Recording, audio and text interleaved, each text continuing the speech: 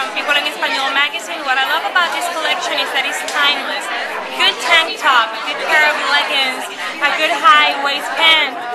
It's like mandatory in your closet. I mean, and I've been wearing Bisubisub for a long time, so it doesn't surprise me that she got like a good sense of what's going on now with the fashion industry. But it doesn't surprise me, but it makes me very happy that she keeps up with the style that made her like popular at the very beginning. So I'm very happy to be here and appreciate it. Thank you. I'm Veronica Rodriguez from the Vidal Partnership, and we're the Hispanic agency of record for JCPenney. And Michelle's collection, the Bisubisub collection, is definitely a well-received and well-liked collection within the Hispanic market. The Hispanic editors ask for samples and are always following the collection.